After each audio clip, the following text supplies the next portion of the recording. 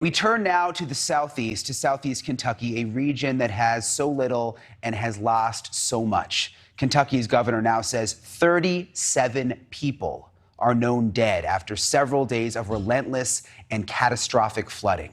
Hundreds of people remain unaccounted for, and rescue efforts are still underway tonight. And more than 12,000 Kentuckians who still have homes do not have power tonight, and they aren't going to get either. They're not going to get power anytime soon. Loss of power has forced officials to use refrigerated trucks to store the bodies of the dead, and things won't get better until the rain stops and until it stays stopped. And unfortunately, that is not in the forecast. If things weren't hard enough on the people of this region, they're getting rain right now. Right now, though it's ending real soon, Floyd, Magoffin, Knott, and Pike have been under a flash flood warning that is ending soon. But there is severe storm potential today in all of the impacted areas. Tonight, about 150 Kentuckians are taking refuge in state parks. Roughly the same number are in Red Cross shelters tonight. And I am joined now by Elizabeth and Kori Standifer, who escaped the flooding with just the clothes on their backs and their two cats. They lost their trailer along with pretty much everything they own. It's so nice to see you okay and holding the cats. I can't even imagine what you've gone through over the last week. How are you guys doing tonight? We're pretty wore out, beaten up, and I mean, it's just hard. I mean, all of our livelihood, 2.5 years of marriage stuff and everything just gone down the river. I mean, we none of it was salvageable. Our trailer was completely submerged. I mean, we'll never be able to live in it again. They condemned it. Yeah, it's so hard to imagine. And from what I've heard, the water just came up so fast and kind of came out of nowhere. Can you tell me what happened? Did you realize that this flood was coming in? Well, my wife, she came in the bedroom after she woke up and heard a noise hitting the side of the trailer. And that was like a little after 5. And she said, "Babe, get up. Something ain't right." The water's like all the way up to the porch. And when I got up and went in there, the water had started coming into the trailer. And at that point, I said, "Honey, drop everything. Let's grab the cats. Let's go. Don't worry about getting nothing else, our shoes or nothing. We just need to get out of here before it gets bad." Was it difficult getting the cats? I mean, I know how cats are. Sometimes they can be easy to wrangle, especially with water. Well, luckily, they just happened to be on the couch, sleep in our living room. And I told her, I said, "Listen, just grab them cats. Don't worry about nothing. And let's just get out of here." So did you have to walk through the water for a while before you were able to get to dry ground? We had to swim. You had to swim. About 20 yards. Yep. Oh, my gosh. So you were swimming with the cats? Yes. So she handled... Yeah, I was going to ask Elizabeth, were you holding the cats, or was Kori holding the cats? He was holding the cats, and we were trying to swim the shore to the road. Oh my gosh, you must have been so panicked, Elizabeth.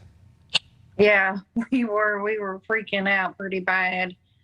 I told him we're just going to take our cats and nothing else and let's go, because the water was coming in as fast as we could get out the door. Are y'all from that area originally? Yes, I'm born and raised in Whitesburg, and I think Line Fork. Yeah, I'm from Line Fork, Kentucky. Okay. Yeah, we're just looking at the video right here. I mean, has anything like this ever happened before there? It seems so sudden that it just came out of nowhere like that.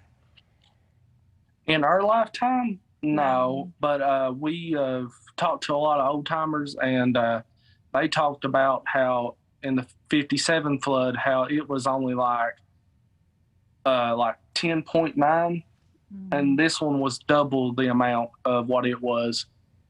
So where are you now? I mean, obviously we know your trailer has been condemned. Where are you sleeping now? My parents, they have a house up on the hill, and they were so kind enough to offer us a place to stay until we can get back on our feet. What about your neighbors? Are they doing okay? I mean, there's so many people now that don't have a home. Where's everybody sleeping? Our new high school, they have offered shelter and food for them, and Churches. and the churches have too. Things that they can, just temporarily until things get fixed. And one thing we've talked to people over the last several days in that area, so many say they don't have insurance.